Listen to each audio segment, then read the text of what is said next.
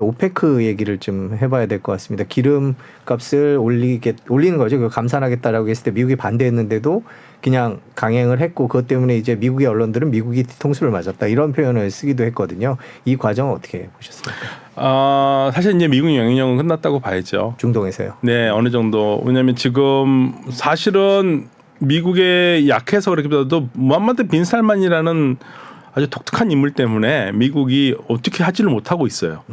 그러니까 무함마드 빈 살만이 젊은 세대의 그 지도자답게 대단히 과감하고 허를 찌르는 일을 많이 합니다. 새로운 아이디어를. 그러니까 그 전에 사우디아라비아 국왕들을 보시면 미국이 하지 않은 대로 다 했어요. 네.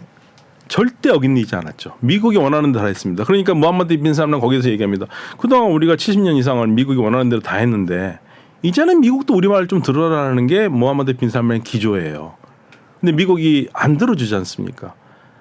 그러니까 그러면 우리는 그냥 우리 하는 대로 하겠다는 거예요. 그러면서도 동시에 완전히 미국을 배제하지 않고 미국 기업들에서 비행기 또 왕창 사오지 않습니까? 네. 또 그런 건 잘해요. 그러니까 무함마드 빈 살만을 다루기가 어려운 게 그냥 일방적으로 우리가 흔히 알고 있었던 뭐 까다피라든지 그런 사람 아주 절대적인 반미주의자해 가지고 미국만 욕하고 막 하면은 오히려 대하기 쉬운데요. 무함마드 빈 살만은 적절한 틈에서 내 건 하고 줄 건 주고 그러면서 자기의 위치를 높여가거든요. 그러니까 미국으로서는 상대하기 어렵죠. 예전에 보던 그러니까 미국이 그동안 너무나 편하게 생각했던 사우디의 왕정은 아닙니다. 이전 전혀 다른 왕정이에요. 그리고 MBZ도 마찬가지고요. UAE도 마찬가지고요. 전부 다들 이제는 자기 소리를 냅니다. 그리고 그 나라들은 급해요. 전 세계적으로 탈석유로 간다는데 석유를 가지고 지금 있어도 돈을 많이 못 받는 세상에 올 거 아닙니까? 그러면 빨리 이 나라들도 새로운 경제 패턴으로 가야 되는데 그러려면 시간이 필요한데 시간이 필요하고 돈이 필요하지 않습니까? 지금 유가 떨어지면 어떡합니까? 그러니까 유가를 강제로 부양할 수밖에 없어요. 올려야 돼요. 80달러 이하로 내려가면 힘듭니다. 그러니까 80달러 이하로 계속 유지를 해야지만이 가능한데 80달러 이하로 내려가면 당연히 사우디아라비아로서도 특단의 조치를 취할 수밖에 없고 감산할 수밖에 없죠. 그런데 이제 사우디아라비아가 별로 안 좋아할 이야기겠지만 지금까지 오페크 역사를 봤었을 때 단일 대오를 형성하면서 이 감산이 되는 경우는 거의 없거든요. 네네. 그런 면에서 사우디아라비아가 고민이 클 겁니다. 뭐 이번 감산도 벌써 안 지키는 나라들이 나왔다 그런 기사들도 보이긴 하더군요. 그럼요. 안 지키는 나라 많습니다. 그전에도 그랬어요. 기존에도 오페크 국가들이 유가가 떨어지니까 우리가 감산을 하자 그러면 다들 감산합시다 하고 다 박수치죠. 그러면 다음에 뭡니까? 네가 해라. 네가 해라 그러거든요. 그리고 감산을 하기는 해놓고 나중에 유가가 안 떨어져요. 유가가 안 올라가요. 왜냐하면 약속을 안 지키고 뒤에서 몰래 계속 팔고 있거든요. 그런 상황이 되기 때문에 사실은 사우디아라비아로서는 지금 그래서 러시아하고 친할 수밖에 없습니다. 러시아하고 사우디아라비아만이 지금 이 손을 잡고 어떻게 해서든지 유가를 올릴 수 있죠. 다른 나라들은 사실은 이득이 된다면 더 생산하겠죠. 심지어 이란도 지금 더 증산하고 있다는 얘기가 있지 않습니까? 그러니까 쉽지가 않습니다. 70년 동안 미국이 하자는 대로 다 했습니다. 네. 정말 다 했죠. 그런데 이제 와서 조금 사우디가 내 좀 살 길을 좀 찾겠다 하는데 미국이 저렇게 나오면 사우디로서는 더 사실 화가 나죠. 야, 그럼 우리가 70년 동안 한 건 뭔데? 이게 나오는 거거든요.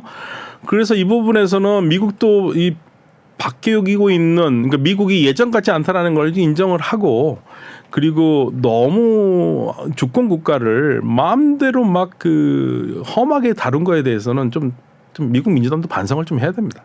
이번에 그래서 이제 80년 전략적 파트너다 이러면서 약간 물러서기도 하는 뉘앙스를 보이긴 했는데 뭐 지난번에 나와서도 말씀을 해주셨습니다만은 미국이 이제 석유 때문에 중동을 중요시했다면 이제 스스로 석유를 많이 생산하고 있기 때문에 중동에 대한 중요도가 좀 떨어지면서 조금씩 발을 빼려고 하는 기조도 있지 않냐 이런 얘기도 있는데 그런 거에 대해서는 어떻게 그렇죠. 그러니까 사실은 그 오바마 행정부 때부터 피보트 에이시아가 실질적으로 중동에서 점차 떠나기지 않습니까? 뭐 셰일가스가 100년 동안 쓸 셰일가스가 있고 그다음에 석유도 지금 전 세계적으로 생산량은 미국이 셰일가스도 그렇고 석유도 미국이 제일 많이 생산하는 국가니까 이제는 그러면 중국 잡으러 간다고 나온 게 피보트 에이시아인데 네.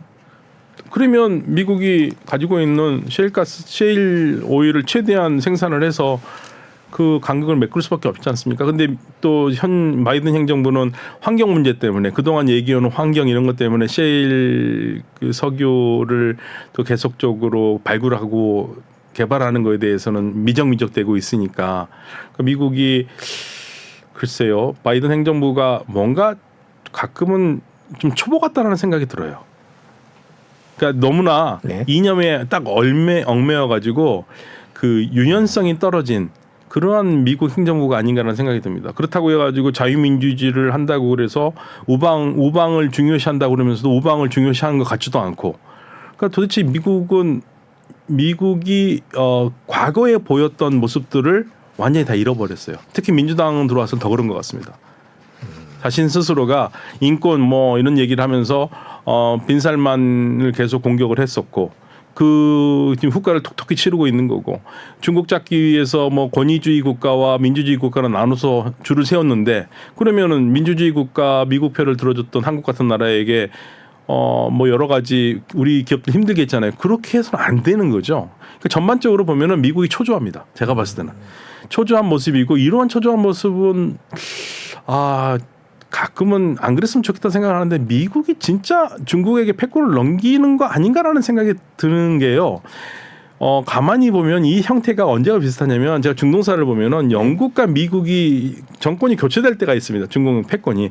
그때 영국이 굉장히 초조하게 미국에 대해서 윽박지르고 막 화를 내고 그랬었거든요. 그거 되게 비슷해요. 예, 그거 되게 비슷합니다. 근데 이제 중동 입장에서는 또 이제 아까 말씀해 주신 대로 석유 이후의 세상을 준비를 한다면 그래도 세계 경제 1위 국가인 미국과 멀어져서 좋을 건 없다는 생각도 또 들거든요. 예, 그러긴 한데요. 그 사우디아라비아가 미국한테 얻을 수 있는 게 뭐가 있을까요? 지금 현재로서는요. 그러니까 사실은 사우디아라비아가 미국의 국방에 의존하고 있는데 네. 그 외의 것들 기술 같은 것을 미국이 잘 주지도 않고요. 네. 투자도 그렇게 뭐 사우디가 원하는 만큼 많이 하지 않고, 그러니까 지금 자꾸만 주변 국가들 한국이나 유럽 이런 국가들 계속 끌어들이려고 노력을 하잖아요. 그래서 우리 한국을 사우디가 자꾸만 손짓하는 것도 우리 기술이 필요하니까요. 그러니까 사우디는 지금 기술이 필요합니다. 기술이 필요해서 자국 국민들이, 그러니까 사우디의 고민은 그거예요. 네온 프로젝트를 하는 궁극적인 이유는 사우디 젊은이들이 기업가 정신을 가지고 창업하기를 바라거든요. 일거리를 찾고. 그런데 이 사우디라든지 이쪽 산유국들의 젊은이들이 우리하고 비슷해가지고요. 국영기업만 들어가려고 그래요. 네. 창업을 해야 되는데. 예, 그게 이제 딜레마니까 창업할 수 있도록 이런 그 중소기업들도 들어오고 해야 되는데 기술이 없으니까 이제 우리나라 같은 나라들이 막 들어와서 투자해 주길 바라는 거죠. 근데 미국도 투자 잘 안 하거든요. 우리도 주저하고 있고, 그러니까 이게 지금 사우디의 가장 큰 딜레마죠.